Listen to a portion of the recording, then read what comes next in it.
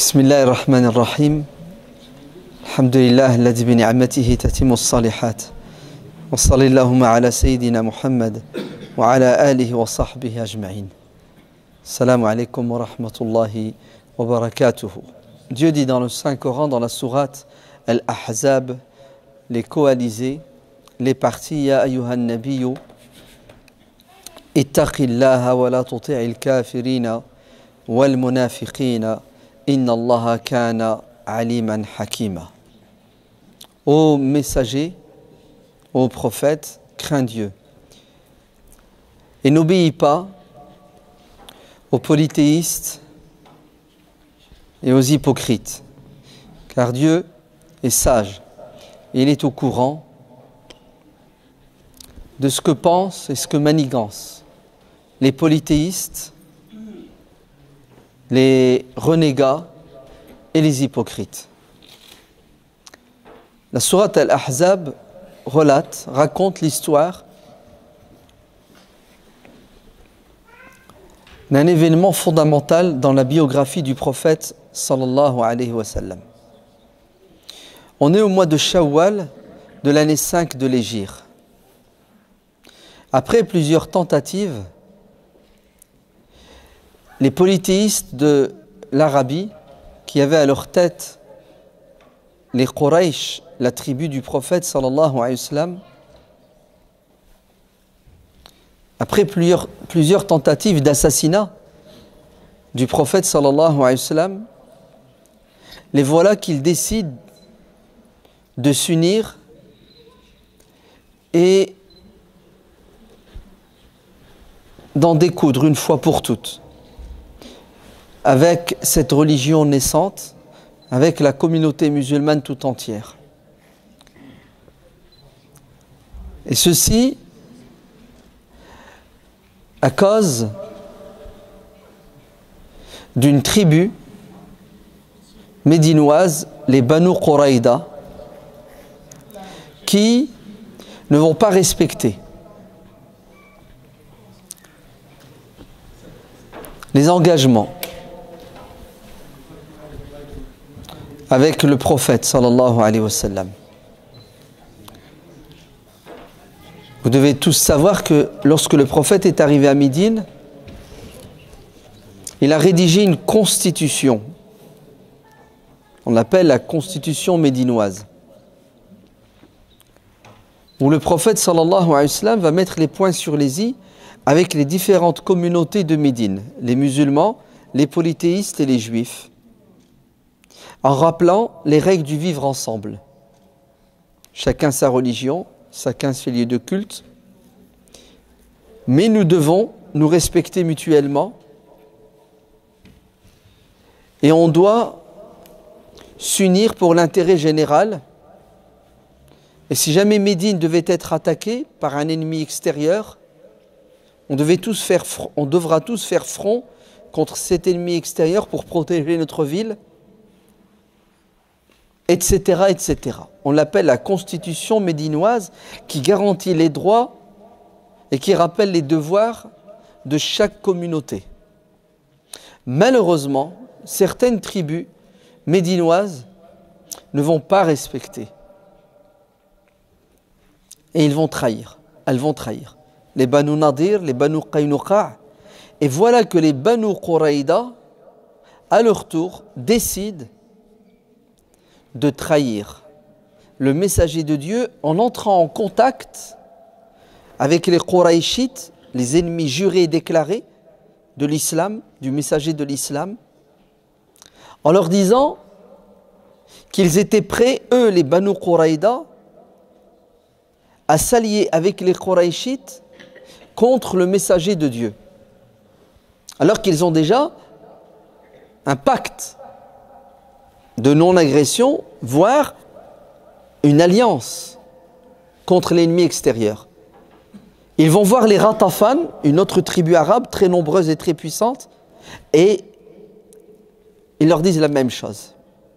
Si bien que les Banu Quraïda vont réussir à exciter différentes tribus, à les allier, à les unir contre un ennemi qui s'appelle l'islam, le prophète de l'islam, les musulmans.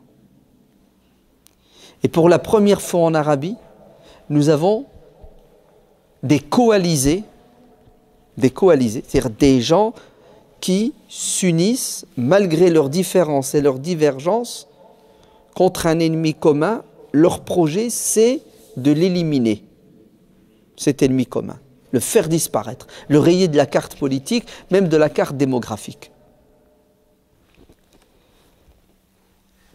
Et en quelques mois, plus de 10 000 personnes, on n'a jamais vu une armée aussi nombreuse en Arabie, se dirigent vers Médine pour faire le siège de Médine et exterminer la population musulmane naissante. Tous les habitants de Médine réunis n'atteignent pas les 10 000 soldats arabes, polythéistes, qui vont faire le siège de Médine. Les hommes, les femmes et les enfants sont quelques milliers, et les voilà face à une problématique sans précédent. Une armée 10 fois plus nombreuse, 5 fois plus nombreuse. Comment les arrêter? La situation est catastrophique. Le prophète sallallahu alayhi wa sallam se trouve entre l'enclume et le marteau. Les polythéistes ne peuvent pas attaquer Médine et pénétrer dans la ville par le sud, car le sud est plus ou moins protégé par des forts, des châteaux forts, des forteresses, une forte végétation, des oasis. L'est et l'ouest par des plaines volcaniques rocailleuses. Il n'y a qu'un endroit par lequel les armées ennemies peuvent pénétrer, c'est le nord de Médine. Les services secrets du prophète sallallahu alayhi wa sallam, qui sont au garde à vous 24 heures sur 24, lui transmettent les informations top secrets. Vite, ils ont réussi à s'entendre et à s'unir malgré leurs divergences pour vous faire la peau. Le prophète réunit son QG, son quartier général, ses généraux. On fait quoi? Et un de ces hommes, Salman le Perse, Salman le Farisi, va avoir une idée extraordinaire, d'ailleurs qu'il a hérité de sa culture perse. Il dira au messager de Dieu, nous les Perses jadis, quand on devait faire face à une armée hyper nombreuse, qu'est-ce qu'on faisait? On creusait des tranchées pour créer entre nous et cette armée un obstacle naturel pour les empêcher de pénétrer dans la ville. Et cette idée, le prophète sallallahu alayhi wa sallam va l'épouser. Et les musulmans vont se mettre au travail et creuser un fossé de plusieurs kilomètres au nord de Médine pour faire barrage à cette coalition ennemie. Et tout le monde va se mettre au travail. Et le premier qui va leur donner l'exemple, c'est le prophète sallallahu alayhi wa sallam, qui lui-même creuse. Et les musulmans vont vivre presque un mois de tension. La pression est terrible, le froid, conditions atmosphériques, climatiques difficiles, la faim, la peur, le sentiment d'avoir été trahi. Et ils l'ont été par ceux qui étaient censés les soutenir, les aider contre l'ennemi commun, les Banu Quraïda du sud. Bref, le prophète sallallahu alayhi wa sallam et ses compagnons se répartissent. C'est à peu près 8 kilomètres. Et qu'est-ce qu'ils doivent faire? Ils doivent vite creuser avant que l'ennemi n'arrive. Et en 15 jours, le fossé est creusé. Il fait plusieurs mètres de large et de profondeur. Et d'ailleurs, ils ont rencontré pas mal de difficultés lors des travaux herculiens. L'une des difficultés les plus sensibles, c'était la faim. Oui, ils avaient faim et ils avaient soif.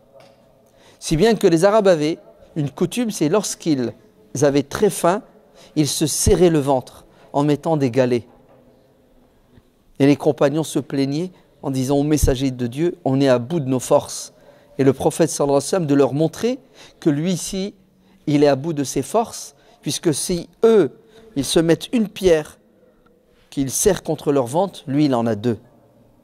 Et Jabir ibn Abdillah, un de ses compagnons fidèles, quand il a vu sur le visage du prophète sallallahu alayhi wa sallam la fatigue et la faim, il a demandé la permission, il s'est retiré, il est allé voir son épouse. Et il lui a dit, le prophète est à bout de ses forces. Y aurait-il quelque chose à manger? Elle lui a dit, pas grand-chose. Juste à peine de quoi nourrir 3-4 personnes. J'ai un peu de farine, je vais faire du pain, quelques galettes. On a une petite chèvre, prépare-la. Mais ne viens pas avec plus de 3-4 invités. Jabir fait ce qu'il a à faire. Il revient au fossé et il attrape le prophète et il lui dit en silence au messager de Dieu, tu es mon invité avec 2-3 de tes compagnons. Et là le prophète sallallahu alayhi wa sallam est heureux et ce n'est pas un égoïste. Il va partager son bonheur avec qui? Avec ses compagnons et il va inviter plus de 1000 personnes en leur disant, Jabir nous invite chez lui pour un repas. Et ils ont faim. Tous les compagnons s'empressent, suivent le prophète, qui suit Jabir, qui accélère le pas pour arriver chez lui avant le prophète pour prévenir sa femme de la catastrophe. Et quand il arrive chez lui en panique, il dit à son épouse, le prophète sallallahu alayhi wa sallam a invité tout le monde. Wallah, c'est pas de ma faute, je lui ai dit. Il fallait 3-4 personnes. Elle a dit, ne t'inquiète pas, le prophète sait ce qu'il fait. Vous voyez la confiance, la foi de cette femme. Et le prophète rattrape Jabir et lui dit, quand ça sera prêt, tu diras à ta femme qu'elle ne touche pas au pain, ni à la marmite, qu'elle me laisse servir. Quand tout fut prêt, le prophète sallallahu alayhi wa sallam lui-même servait les gens. Il prenait le bouillon et la viande, il la posait dans l'assiette, il prenait le pain, il le coupait et il le donnait. Écoutez ce que va dire Jabir. Il a dit pendant des heures, le prophète sallallahu alayhi wa sallam donnait à manger, les gens mangeaient, sortaient, ils étaient remplacés par des autres. Combien étaient-ils? A-t-on dit à Jabir? On était plus de 800, 1000, 1400. Et Jabir jure que rien n'a diminué dans la marmite. Et le pain est resté le même. Au contraire, on croirait que plus il donnait, plus il y en avait. Et à la fin, le prophète s'est assis. Vous remarquerez qu'il a mangé le dernier. Et il a mangé. Et il a prié pour Jabir, il a prié pour son épouse. Quel repas miraculeux. Et ils en avaient besoin. Vite, on retourne au travail. L'ennemi va bientôt arriver. Ils vont rencontrer un autre problème pendant qu'ils creusent le fossé. C'est un rocher. Vous savez qu'ils n'avaient pas de marteau-piqueur à l'époque. C'était des pioches, c'était des masses. Et à un moment donné, ils ne pouvaient plus avancer. Et ils vont appeler qui? Le prophète sallallahu alayhi wa sallam en disant, ô messager de Dieu, il y a un obstacle. Et le messager de Dieu prend la masse et vous savez ce qu'il dit? Il donne un coup en disant, Allahu Akbar. Je viens de voir les trésors des Perses entre vos mains. Oui, les Perses, Ctésiphon, El-Madaïn. Ô et ô musulmans, je vous annonce une bonne nouvelle. Ce n'est pas uniquement que vous allez avoir le dessus sur les Qurayshites et les Ratafan et tous les Arabes de l'Arabie. Mais si vous patientez, vous persévérez, vous allez avoir le dessus sur vos ennemis qui sont à l'extérieur de l'Arabie, les Perses. Les Perses qui vont avoir dans les prochaines années des comportements agressifs envers le prophète sallallahu alayhi wa sallam, puisque l'empereur perse va envoyer des émissaires pour arrêter le prophète et le ramener vivant. Et le prophète donne un deuxième coup de masse et à nouveau il dit Allahu Akbar, tout heureux, je viens de voir les trésors des Byzantins tomber entre vos mains. Ces Byzantins eux-mêmes qui, dans quelques mois, dans quelques années, vont déclarer la guerre à l'empire musulman naissant, puisque le prophète devra aller leur faire face lors de la bataille de Tabouk. Allahu Akbar après un troisième coup. Ce n'est pas uniquement le nord, la Perse, le Cham, mais même le sud de l'Arabie, le Yémen, vient de quoi? Vient d'être pris par la communauté musulmane. Ne croyez pas que c'est la fin. C'est juste pour vous le début de l'avènement de l'islam. Une fois le travail terminé, les tribus arabes arrivent par milliers. Et là, ils sont étonnés. Abu Sufyan, chef de la Mecque, qui est connu pour sa haine et son hostilité envers le prophète alayhi salam, qui est son cousin, est choqué et étonné par cette ruse. Et il dira, ça, ce n'est pas un plan de guerre arabe. Nous les Arabes, on ne se bat pas comme ça. Nous les Arabes, c'est des duels et ensuite du corps à corps. Mais là, ce fossé, c'est de l'intelligence, c'est de la ruse qui vient d'ailleurs. Effectivement, le prophète sallallahu alayhi wa sallam n'avait pas de scrupules, de difficultés à prendre des autres, musulmans ou pas musulmans, ce qu'ils ont de bon et d'utile pour l'intérêt de l'islam. Et d'ailleurs, c'est ce que feront les musulmans après la mort du prophète sallallahu alayhi wa sallam. Ils s'ouvriront sur toutes les civilisations et prendront des autres civilisations, le système administratif, l'administration. Ce que c'est que l'administration est restée byzantine dans l'ex-empire byzantin, perse dans l'ex-empire perse. Même la langue de l'administration n'était pas l'arabe. Il faut attendre Abdelmalik ibn Marwan, l'Omeyyade, pour que la langue de l'administration de l'empire musulman soit l'arabe, pour que les pièces de monnaie soient des pièces à l'effigie du calife, etc. Les choses vont se faire petit à petit, et les musulmans n'ont jamais eu d'allergie, de problème à prendre des autres ce qu'il y a de meilleur. Le dicton islamique dit al-hikmatu, la sagesse, c'est ce que doit rechercher tout croyant, là où elle se trouve, il doit la prendre. Lorsqu'ils arrivent, ils vont faire le siège de Médine. Et ce siège va durer à peu près 1 mois. C'est une guerre des nerfs. Il n'y aura presque pas de morts, moins d'une dizaine. Mais pendant 1 mois, les musulmans vont vivre des moments très difficiles. Et le Coran décrit l'état psychologique des croyants qui, lorsqu'ils virent les coalisés faire le siège, réagir en disant وَلَمَّا رَأَى الْمُؤْمِنُونَ الْأَحْزَابَ قَالُوا هَذَا مَا وَعَدَنَا اللَّهُ وَرَسُولُهُ وَصَدَقَ اللَّهُ وَرَسُولُهُ. Lorsque les croyants virent les coalisés, ils n'ont pas été déstabilisés. Ils ont dit, on a été avertis. Le prophète, le messager de Dieu, nous a dit depuis longtemps qu'on allait rencontrer des difficultés, qu'on serait éprouvé et que l'épreuve se gère. Un musulman averti en vaut 2 et ensuite il doit gérer l'épreuve de manière rationnelle. Une fois que psychologiquement, spirituellement, il est apaisé, il est même au top, puisque Dieu et le prophète nous ont avertis et leurs promesses se réalisent. Alors, ça les a renforcés dans leur foi en Dieu et au prophète. Ils n'ont pas été perturbés ni déstabilisés. En fait, ils n'ont pas été dans la réaction. Ils étaient dans l'action, puisqu'ils se sont préparés à affronter l'ennemi, aussi nombreux soit-il. Quant aux hypocrites et ceux qui sont faibles spirituellement, lorsqu'ils ont vu les coalisés, quelle a été leur réaction? Ma wa'adana Allahu wa rasuluhu illa ghururan. On s'est fait arnaquer par Dieu et par son prophète. Il nous avait promis monts et merveilles. Et voilà qu'aujourd'hui, on est pris entre l'enclume et le marteau. On ne va pas s'en sortir. On est foutu. Subhanallah. 2 postures totalement différentes, opposées. Dû à quoi?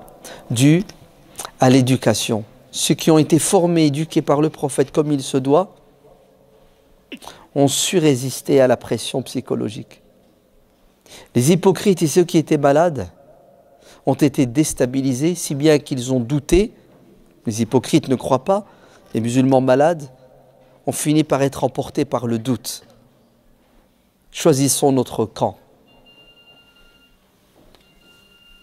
Le siège va durer plusieurs semaines.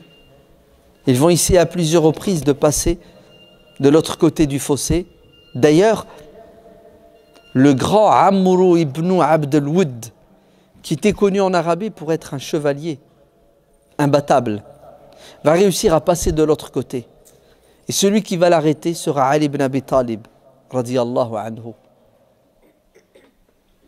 savez que les femmes jadis, pour faire peur à leurs enfants, quand ils ne voulaient pas dormir, elles leur disaient « Dors, sinon je vais appeler Amr ibn Abd al-Wudd » tellement il était connu pour être un monstre. Et Ali ibn Abi Talib, malgré sa jeunesse, n'était pas effrayé par cet homme, réputé pour être sanguinaire et invincible. Il reviendra victorieux d'un duel sans précédent. En fait, la force, avant qu'elle ne soit physique, elle est d'abord psychologique. Vous entendez ? Et ne perd la bataille que celui qui n'est pas prêt psychologiquement et matériellement. Et il y a une vérité dans le Coran qui dit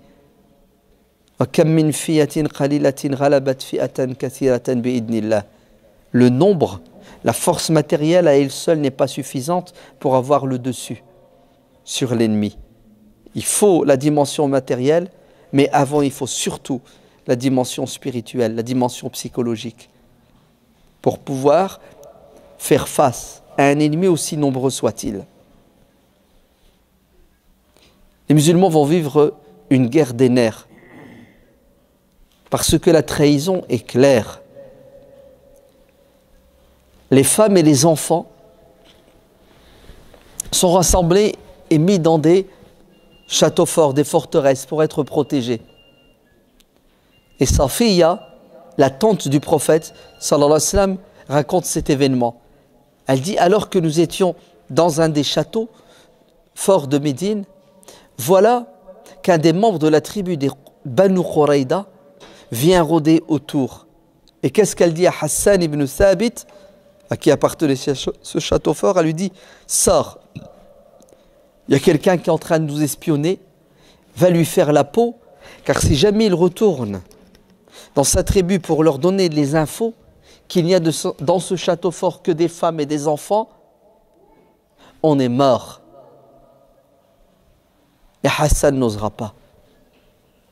Parce que c'était quelqu'un qui avait une personnalité assez faible, il n'aimait pas le sang, il n'aimait pas la confrontation physique. Mais il avait une autre qualité, c'était un poète, c'était quelqu'un de très intelligent. Et d'ailleurs le prophète ne cessera de lui dire, va comballer, combat nos ennemis avec tes armes. Et quelles étaient les armes de Hassan? La poésie, la plume. Tu leur fais plus de mal avec tes vers de poésie que les flèches des soldats. En fait, c'était une sorte de guerre médiatique. C'était un journaliste sans précédent qui arrivait à quoi? Qui arrivait à déstabiliser l'ennemi avec ses vers de poésie. Et oui, tout le monde ne peut pas être bon dans tous les domaines. Ce qui compte, c'est que tes prédispositions, tes qualités, tu les utilises dans le bon sens. Et que tu sois utile. Chacun à sa place. Et c'est Safiya elle-même qui va sortir, qui va aller à l'encontre de cet ennemi et qui va réussir à le mettre à mort. Et elle rentre dans le château et elle dit à Hassan, va maintenant le dépouiller de ses habits, va le dépouiller de sa cotte d'omeil, de son armure et de ses armes. Je te jure par Dieu, c'est parce que c'est un homme que je ne peux pas me permettre cela, sinon je l'aurais fait. Et qu'est-ce que vont faire les Banu Quraïda?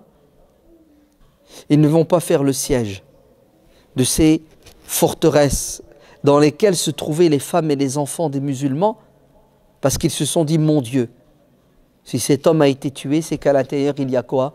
Il y a des soldats aguerris. Alors qu'en fait, il n'y avait pas de soldats. Les hypocrites et les musulmans faibles vont trembler et être déstabilisés. Il y aura même des musulmans sincères qui vont dire au messager de Dieu, donne-nous l'autorisation de retourner pour protéger nos femmes et nos enfants.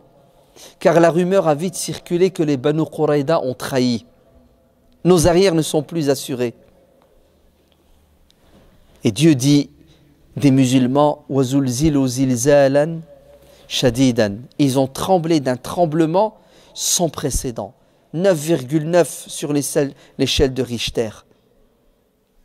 Oui, les hypocrites ont dit, Mohammed nous a promis les trésors des Perses et des Byzantins, mais c'est de la foutaise. On est incapable de nous éloigner pour faire nos besoins, tellement on a peur de l'ennemi. On n'a même pas de quoi manger. On a froid de jour comme de nuit. On s'est fait avoir en suivant cet homme. Les cœurs sont sortis des poitrines et ont failli quitter le corps des croyants par leur gosier. Ce sont des images pour vous dire à quel point la pression psychologique était à son comble. Et le prophète sallallahu alayhi wa sallam va envoyer Saad ibn Ubada, Saad ibn Mu'ad et d'autres compagnons pour aller jauger la position des Banu Quraïda. Vous savez, les tribus juives du sud de Médine, avec qui il y a eu une alliance, un pacte pour défendre la ville. Pour voir si,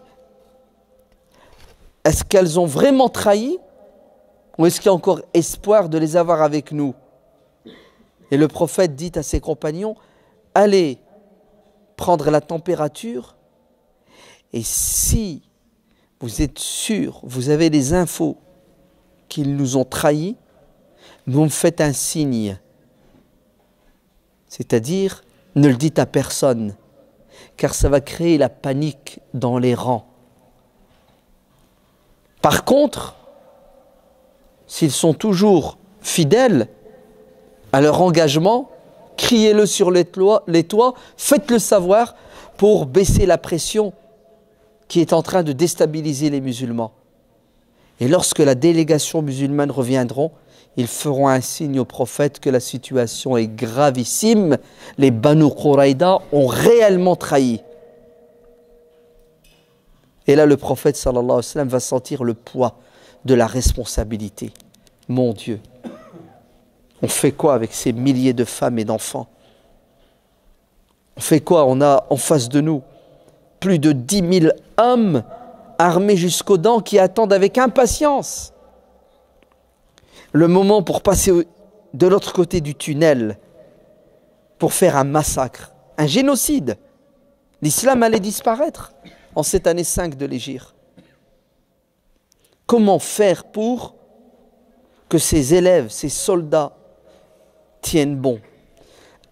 Le prophète va s'éloigner, il va s'asseoir, il va se couvrir, il est pensif. Et il a peur pour les musulmans. Et après un moment de réflexion, moment d'invocation, il se met debout et il dit aux musulmans, Allahu Akbar, la victoire est proche. Ça ne l'empêche pas de faire une proposition réaliste et pragmatique. Il dit à Saad ibn Mu'ad et à Saad ibn Ubada, j'ai une idée pour que le siège soit levé. On devrait proposer à l'ennemi un tiers de la récolte des dattes de Médine, plusieurs millions d'euros disons. On leur donne la récolte, une partie, pour qu'ils s'en aillent, qu'ils lèvent le siège. Qu'est-ce que vous en pensez? ces deux lieutenants, Saad ibn Ubada et Saad ibn Mu'adh, lui disent: ô messager de Dieu, si c'est un ordre de Dieu, on se soumet, on obéit. Si c'est ton opinion, ton avis, que tu nous soumets pour notre intérêt, on n'en veut pas. On n'est pas d'accord avec toi. Quelle intelligence, ne trouvez pas? Si c'est Dieu qui t'a dit de nous dire ça, on accepte. Si c'est toi, en tant que chef d'État, en tant que responsable, tu cherches notre intérêt, on n'est pas d'accord avec ton opinion, ô messager de Dieu. Et le prophète de leur dire: c'est juste mon opinion et je cherche votre intérêt. Il leur dit: ô messager de Dieu, sache que ces gens-là, comme nous, adoraient et continuent d'ailleurs toujours à adorer des statues. Avant qu'on ne soit musulman, on leur ressemblait. On adorait des statues. Et on était bêtes. Sache que jadis, quand on était comme eux, dans l'égarement manifeste, aucun d'entre eux ne pouvait goûter une date de Médine sans la payer ou l'échanger contre quelque chose. Est-ce aujourd'hui que nous sommes devenus musulmans, fiers de l'être, nous allons nous soumettre à leurs diktats et leur donner notre récolte de dattes? Il est hors de question qu'ils ne goûtent à une date de Médine sans contrepartie. Et d'ailleurs, ils ne verront que nos épées et non pas nos dattes. Et là, le prophète sallallahu alayhi wa sallam a compris que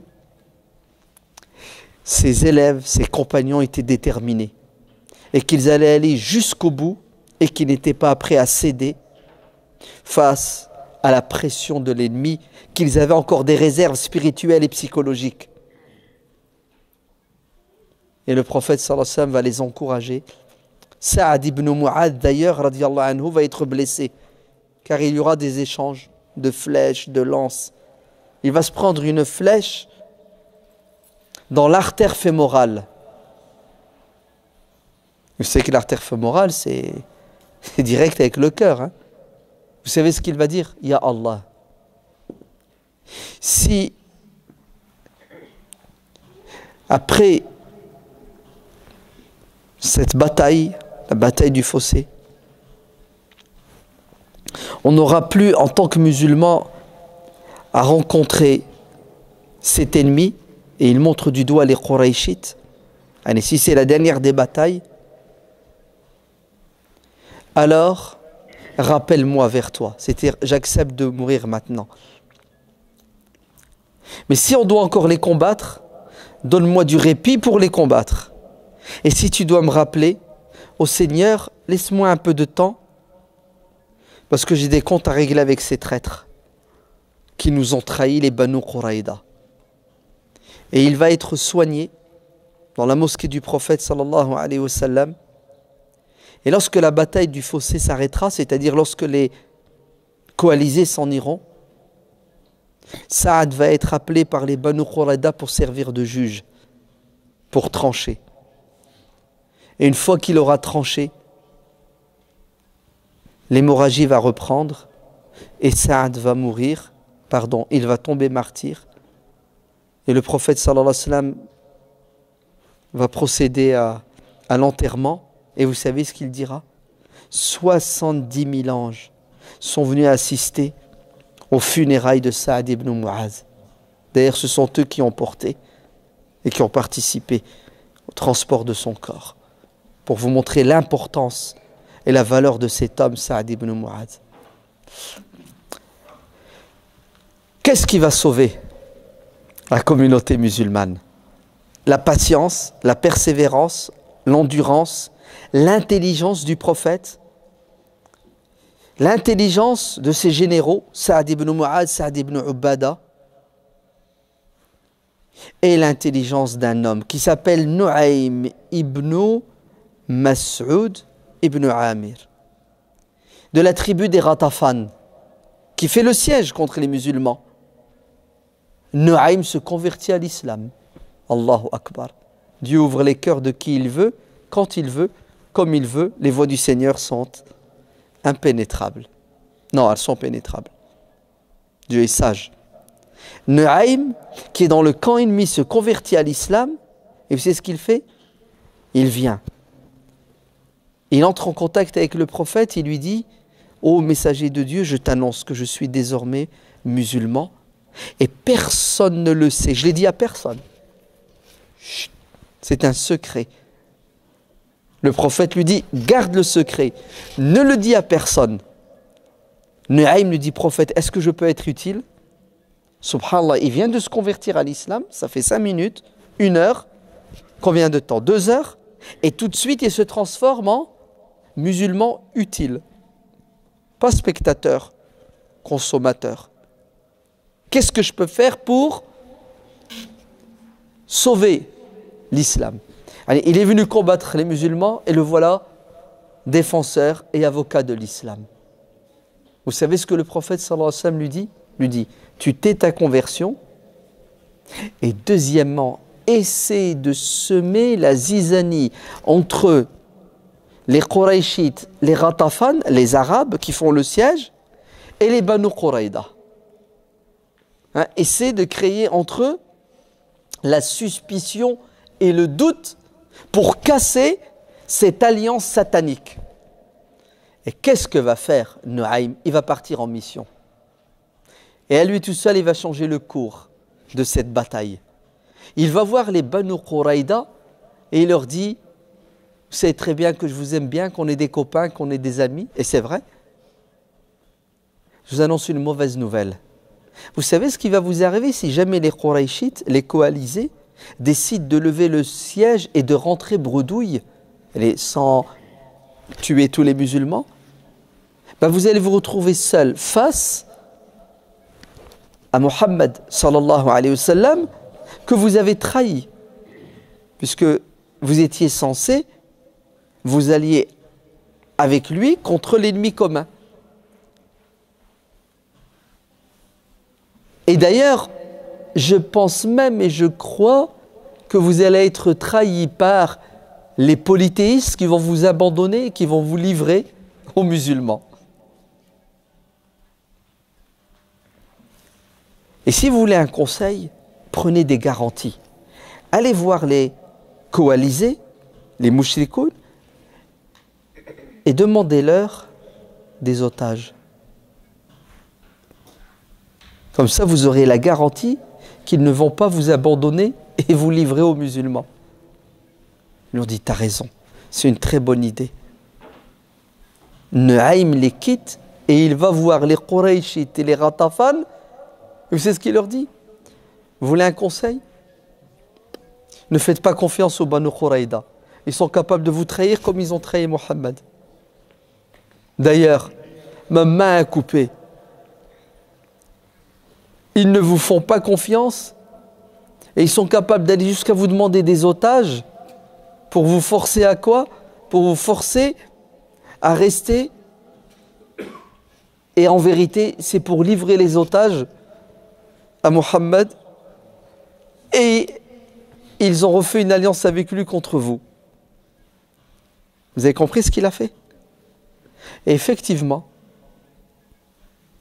les Banu Quraïda vont voir les Qurayshites, ils discutent avec eux et ils leur disent: donnez-nous des otages.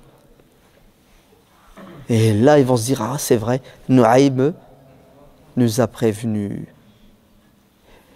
Et l'alliance satanique entre les mouchrikoun et les Banu Quraïda va s'arrêter ici. Et regardez comment va se terminer la bataille du fossé. Elle va se terminer avec l'intervention divine. Lorsque les musulmans ont fait leur devoir, ils ont creusé le fossé après réflexion. Ils ont souffert, c'est ça? Ils ont persévéré, ils ont patienté, ils ont subi toutes les épreuves possibles et inimaginables. Maintenant, qu'est-ce qu'il leur reste? Il leur reste à attendre l'intervention divine. Et Dieu va intervenir en envoyant une tempête qui va lever toutes les tentes, qui va semer la panique et la zizanie dans le camp ennemi. Et il va envoyer des anges qui vont semer la peur dans le cœur.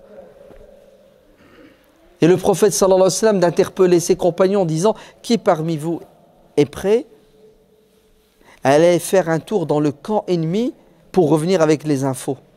J'ai besoin d'un espion. J'ai besoin de quelqu'un qui va aller me ramener les infos, la température. Qu'est-ce qui se passe chez l'ennemi ?» Est-ce que vous savez qu'aucun des compagnons n'a levé la main pour se proposer comme... comment on appelle ce genre de personnes qui sont prêts à rentrer dans le camp ennemi avec une chance sur 1000 de revenir vivant? Un kamikaze? Personne. Vous entendez? Même Ali ibn Abi Talib, même Al-Qa'qa' ibn Amr, même Zubayr ibn Awam, même Omar ibn al-Khattab. Tellement les compagnons avaient peur, tellement les compagnons avaient faim, tellement les compagnons étaient fatigués, tellement le poids des nerfs les handicapait. Et le prophète va désigner un de ses compagnons qui s'appelle Hudayfa ibn al-Yaman. Et là, quand tu es choisi par le prophète, un conseil ne refuse pas. Oui, messager de Dieu, je suis à tes services. Va, pénètre dans le camp ennemi, ne te fais pas attraper, tu observes, tu écoutes, tu me ramènes les infos, et si jamais tu croises leur chef Abu Sufyan et que tu es capable de le tuer, ne le fais pas. Tu vas aller en mission juste pour ramener les infos. Et il s'en ira. Et il va revenir avec un compte-rendu qui est clair. Ils sont en panique, ils sont fatigués, ils en ont marre, ils sont à bout de nerfs. C'est-à-dire, comme nous souffrons, ils souffrent comme nous. In takunu ta'lamuna fa innahum ya'lamuna kama ta'lamun. Il y a juste une différence, c'est quoi? C'est wa tarjuna min Allahi ma la yarjun. Allez, vous souffrez, ils souffrent aussi. Vous galérez, ils galèrent. À une différence prête fondamentale, c'est que vous, il vous reste Dieu. Eux, ils ont fait le maximum, ils ont tout utilisé et ils sont arrivés face à un mur. On fait quoi? On plie bagage et on rentre chez nous. Attendez, vous allez où? Vous êtes unis pour en finir avec l'islam et les musulmans et vous partez sans finir le boulot que vous avez commencé? Ça fait 1 mois que vous faites un siège. Non, on n'en peut plus. Et les coalisés vont rentrer chez eux. Et la bataille du fossé est une victoire éclatante avec le minimum de morts.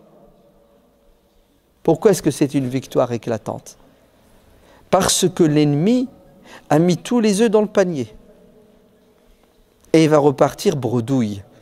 Il n'aura pas atteint ses objectifs. Alors que il n'a jamais réussi à coaliser autant d'hommes. Et c'est là où le prophète sallallahu alayhi wa sallam va dire, à partir d'aujourd'hui, ils ne nous attaqueront plus jamais. C'est-à-dire qu'ils ne prendront plus les devants. C'est nous qui, à partir d'aujourd'hui, serons dans l'offensive et non plus la défensive. Parce qu'ils ont fait l'étalage de toutes leurs forces et ne sont pas venus à bout. Donc, nous sommes plus forts qu'eux. Ils sont plus faibles que nous. Et oui, la victoire est psychologique. Et les coalisés rentrent chez eux. Enfin, la pression diminue. Les sahaba, les compagnons rentrent chez eux. Ils retrouvent leurs femmes et leurs enfants. Quelle joie, quel bonheur. À peine ils ont fini de prendre leur douche. Écoutez bien, que quelqu'un frappe à la porte du prophète sallallahu alayhi wa sallam. Le prophète ouvre sa porte et vous savez c'est qui? c'est l'ange Jibril alayhi salam qui lui dit « Assalamu alayka ya Rasulallah ». Si vous, les humains, là, les musulmans, les croyants, vous avez retiré votre costume militaire, hein, vous avez rangé vos armes parce que la bataille est finie, nous les anges, on n'a pas fini. Ah bon? Mais l'ennemi est rentré. Je lui dis non, non, non, non, non. L'ennemi, il est toujours là. Il s'appelle les Banu Quraïda qui vous ont trahi. Finissez le travail. Vous avez été pris en otage par les Banu Quraïda. Et le prophète sallallahu alayhi wa sallam va rappeler ces hommes en leur disant « Prenez vos armes, nous allons faire le siège des Banu Quraïda, que celui qui parmi vous croit en Dieu au jour dernier n'accomplisse la prière de l'Asr qu'une fois arrivé chez les Banu Quraïda. » T'as l'air de dire, vite, dépêchez-vous, la bataille n'est pas terminée, il manque un épisode. Les Banu Quraïda doivent payer la facture de leur trahison. Et les compagnons vont s'en aller. Il va y avoir un événement sur la route, c'est que c'est l'heure de la prière de l'Asr. Et ils ne sont toujours pas arrivés chez les Banu Quraïda. Et certains compagnons vont s'arrêter pour faire la prière de l'Asr, alors que d'autres leur reprochent de ne pas continuer la route pour faire la prière de l'Asr une fois arrivés là où le prophète leur a indiqué de prier l'Asr, c'est-à-dire chez les Banu Quraïda. Et il va y avoir une polémique entre compagnons. Certains diront, non, le prophète nous a parlé de cette manière pour qu'on presse le pas. En vérité, il a juste voulu nous dire, dépêchez-vous. Essayez d'arriver le plus tôt possible chez les Banu Quraïda. Mais comme c'est l'heure de la prière, on doit faire la prière. Et d'ailleurs, si on continue comme ça, on arrivera chez les Banu Quraïda qu'une fois le soleil couché et l'heure de l'Asr sera passée. Et Dieu dans le Coran nous dit de faire la prière à l'heure. Faisons l'Asr et on continue la route. Les autres leur disent non. Nous allons prendre à la lettre ce que le prophète nous a dit. On fera l'Asr arriver chez les Banu Quraïda. Oui, mais si vous prenez la parole du prophète à la lettre, vous allez être en contradiction avec le verset du Coran qui dit accomplissez les prières à l'heure, et notamment celle de l'Asr. Hafidu ala salawati wa salati al-wusta. Et chacun va rester sur sa position. Une partie va faire l'Asr à l'heure de l'Asr, et la deuxième partie de l'armée va faire l'Asr après le Maghrib, une fois arrivé chez les Banu Quraïda. Et quand le prophète va les rejoindre, ils vont lui dire voilà ce qui s'est passé. Et le prophète ne les condamnera pas. Vous savez pourquoi? Parce que chacun a fait un effort pour essayer de comprendre la parole de Dieu et de son prophète. Le résultat n'a pas été le même. D'ailleurs, il est en contradiction. Et on sait tous qu'en islam, d'après le prophète sallallahu alayhi wa sallam, celui qui fait un effort pour atteindre la vérité, s'il l'atteint, il est doublement récompensé. S'il se trompe, il est quand même récompensé. Mais vous êtes d'accord quand même que ceux qui avaient raison, ce sont ceux qui ont compris que ce que le prophète voulait dire, c'était « dépêchez-vous » et non pas « faites l'Asr chez les Banu Quraïda » car il y a un sens propre et un sens figuré. Il ne faut pas prendre à la lettre tout ce que Dieu et son prophète ont dit, sinon on va rater l'Asr assez souvent. Ainsi, le grand imam Ibn Qayyim al-Jawzi a dit le vrai savant, ce n'est pas celui qui dit Dieu a dit, le prophète a dit. Le vrai savant, c'est celui qui dit qu'est-ce que Dieu veut dire, qu'est-ce que son prophète veut dire. Le vrai savant. Ce n'est pas celui qui prend à la lettre ce que Dieu, le prophète dit. Le vrai savant, c'est celui qui essaie de comprendre ce que Dieu veut dire à travers les versets du Coran et ce que le prophète veut dire à travers ses paroles. C'est celui qui fait usage de l'intelligence, du bon sens pour atteindre l'objectif de Dieu et de son prophète. L'objectif du prophète, c'était de leur faire comprendre qu'il fallait presser le pas et non pas de prier l'Asr chez les Banu Quraïda, car prier l'Asr chez les Banu Quraïda, c'est en contradiction avec le Coran qui dit qu'il faut faire les prières à l'heure. Vous avez compris le... D'ailleurs, j'ai oublié de vous dire que pendant cette bataille du fossé, le prophète sallallahu alayhi wa sallam va rater la prière de l'Asr. Omar ibn al-Khattab, en colère, dit « Ô messager de Dieu, j'ai oublié de faire l'Asr. J'ai dû le faire à toute vitesse avant que le soleil ne se couche. Tellement on était sous pression et concentré. » Et le prophète de lui dire « Oh, moi aussi j'ai oublié de faire l'Asr. » Que Dieu les maudisse ces gens-là. Ils nous ont détournés de la prière. Et le prophète va faire ses ablutions et il va faire l'Asr après le coucher du soleil. Il fait l'Asr et après il fait le Maghrib. Et dans une autre version du hadith, le prophète a oublié de faire Dohr et l'Asr. Et qu'est-ce qu'il fera? Il fera Dohr, l'Asr, le Maghrib et l'Isha, les quatre ensemble après le coucher du soleil. À cause de quoi? À cause de la pression, pour vous montrer à quel point elle était terrible. Et vous savez tous que Dieu ne tient pas compte de l'oubli. Quand un musulman oublie, il n'est pas responsable de ce qu'il n'a pas fait ou de ce qu'il a fait. Bref, les musulmans feront le siège des Banu Quraïda. La suite de l'histoire est un peu plus longue. On s'arrête ici. Quelles leçons et quel enseignement devons-nous tirer de cette épopée, de cette bataille du fossé des coalisés? Le premier enseignement, c'est que il y aura toujours des gens qui n'aimeront pas l'islam et les musulmans pour 1001 raisons qui ne sont pas valables. Et le musulman doit accepter ça. Il doit l'intégrer. Sur terre, ce n'est pas le monde de bisounours. Eh oui, il y a des bons, il y a des mauvais. Il y a des gens qui sont pour la paix, il y a des gens qui sont pour la guerre. Il y a des gens qui ont un esprit humaniste et il y a des gens qui ont un esprit sataniste. C'est une réalité humaine. Ainsi, le proverbe romain dit « Celui qui veut la paix prépare la guerre ».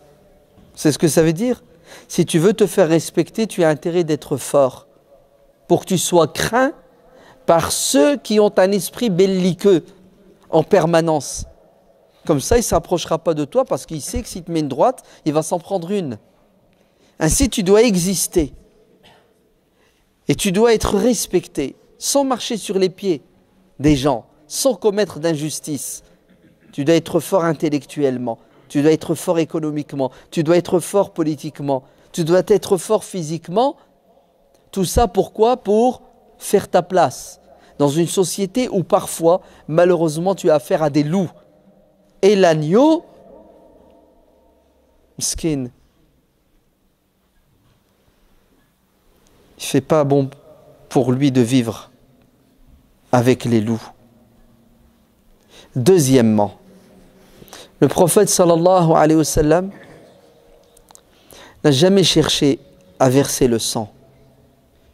Il a toujours cherché à trouver avec l'autre qui ne l'a pas compris ou qui l'a compris et qui le combat malgré tout, un terrain d'entente pour vivre dans le respect et dans la paix.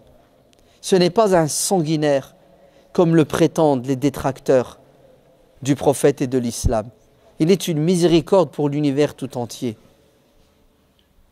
Les musulmans, depuis le début de l'islam, ont toujours subi la pression des Qurayshites. C'est pour cela Dieu les dépeint dans le Coran, les notables de la Mecque, comme des gens qui sont sans foi ni loi. Le Coran les appelle A'immatul Kufr, Des gens qui ne respectent aucune loi, aucune trêve, aucun traité, aucun droit de l'homme. Pour eux, le but justifie les moyens. Et c'est quoi le but? C'est l'islam ne doit pas exister. Pourquoi? Parce qu'ils sont intolérants. C'est une vérité historique. Le prophète ne l'a pas voulu. Les musulmans ne l'ont pas voulu. C'est un fait. C'est une réalité. Le prophète a dû gérer cette réalité. C'est pour ça que vous avez dans le Coran la sourate Al-Ahzab et d'autres sourates ou d'autres passages du Coran qui relatent ces événements qui sont douloureux pour que l'on comprenne que nos prédécesseurs ont subi et ils n'ont jamais cherché à faire subir. L'imam Ibn Taymiyyah, rahimahullah, dans son épître au sujet des relations belliqueuses entre les musulmans et les non-musulmans, dit, il résume la philosophie du prophète en disant que toutes les guerres du prophète étaient des guerres défensives et non pas des guerres offensives. Car son objectif c'était de guider les gens et non pas de les tuer. Troisièmement, l'union fait la force. L'union fait la force. La faiblesse des musulmans est due à leur incapacité de s'entendre sur le minimum vital pour faire un front commun contre ceux qui veulent retirer le minimum vital. On doit mettre de côté nos divergences et nos querelles et creuser un fossé pour nous protéger contre des coalisés qui veulent nous enterrer vivants en nous retirant nos droits élémentaires, le droit d'exister avec notre spécificité spirituelle, intellectuelle, culturelle, etc. Il est temps qu'on arrête de se tirer dessus, de se disputer, de nous chamailler pour des pacotilles. Il y a plus important, il y a plus urgent.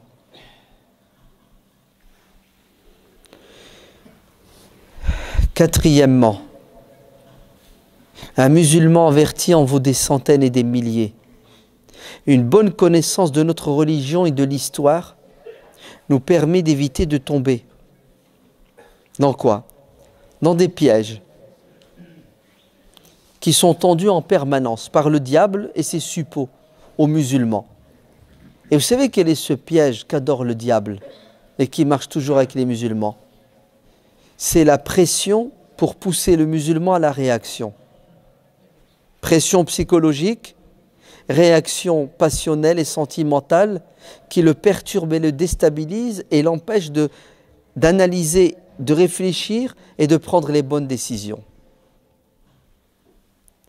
Et vous ne pouvez sortir de cette spirale infernale que si et seulement si vous avez du recul.